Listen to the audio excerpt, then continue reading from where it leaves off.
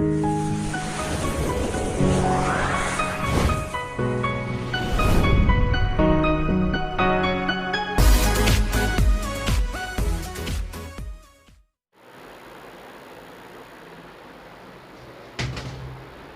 Friends, welcome to Shastri academy Lucknow. तो आज बात करेंगे ट्रिग्नोमेट्रिक रेशियोज़ के बारे में।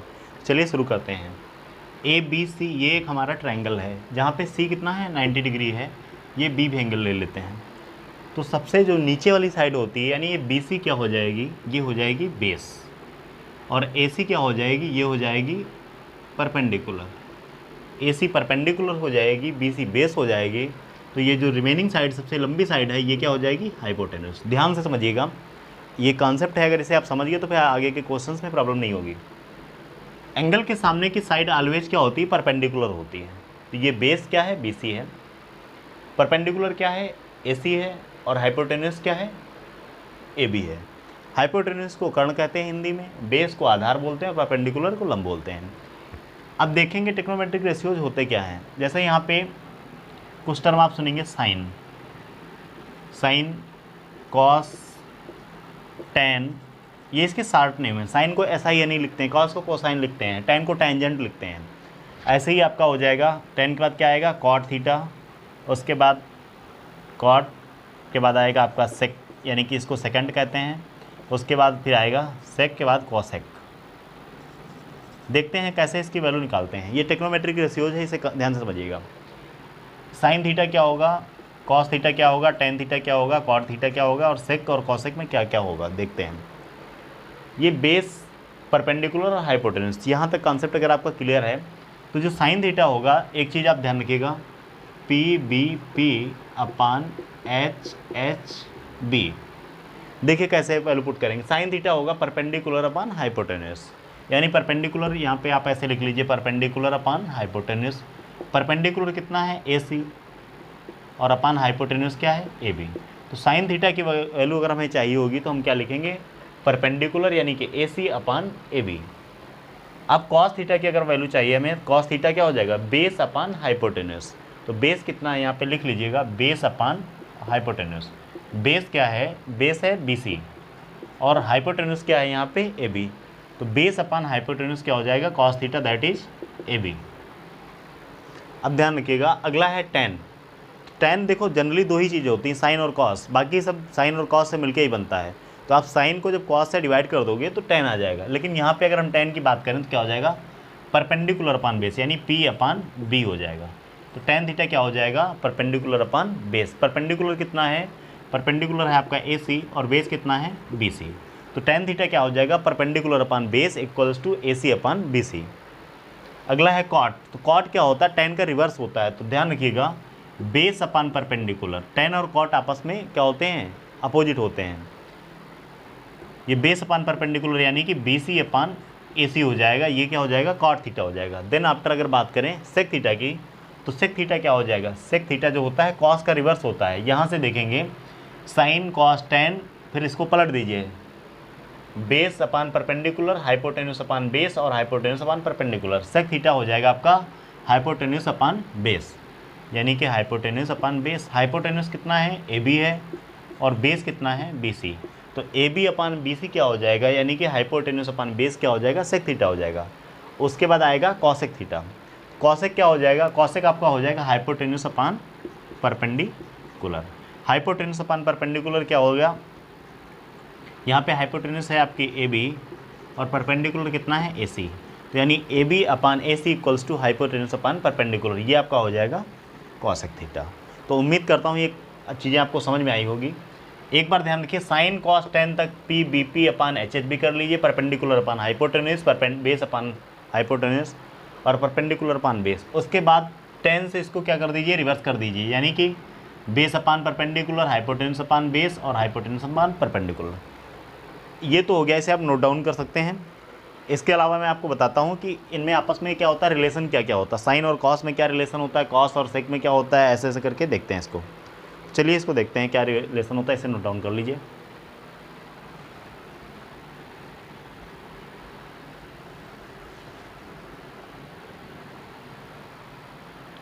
देखिए अब जो साइन थीटा होता है, ये साइन थीटा ये कोसेक का रिवर्स होता है, यानी साइन थीटा इक्वल्स टू हम लिख सकते हैं 1 अपान कोसेक थीटा। कॉस थीटा जो होता है ये 1 अपान सेक थीटा के इक्वल होता है। टेन जो होता है टेन 1 अपान कॉट भी होता है, और इक्वल्स टू हम लिख सकते हैं sine theta upon cos theta.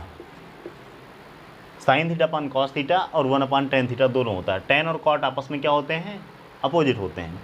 Cot theta जो होता है ये होता है cos theta upon sine theta, यानी कॉट थीटा इक्वल्स टू हम क्या लिख सकते हैं, कॉट थीटा इक्वल्स टू लिख सकते हैं 1 अपान टेन थीटा।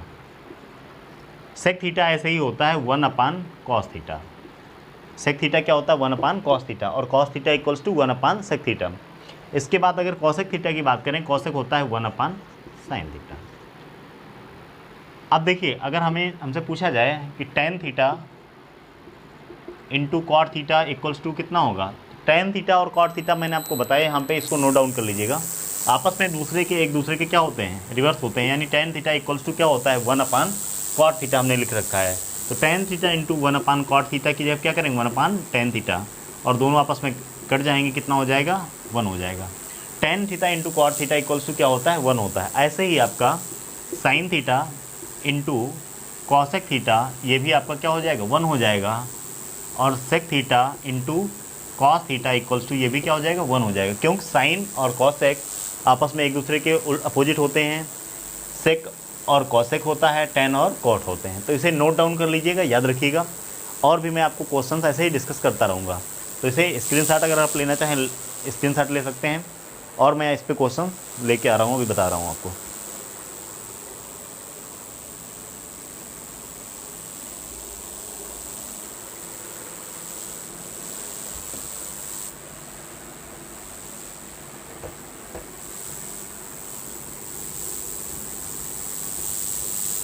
अगर ये वीडियो आपको अच्छा लगता है तो लाइक शेयर सब्सक्राइब करना बिल्कुल मत भूलिएगा। ज़्यादा से ज़्यादा इसको शेयर कीजिए।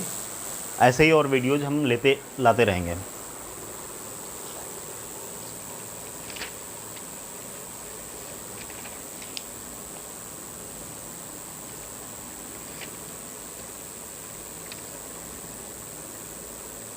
एक क्वेश्चन दे रखा है कि tan a equals to 12 upon 15 if tan a equals to 12 upon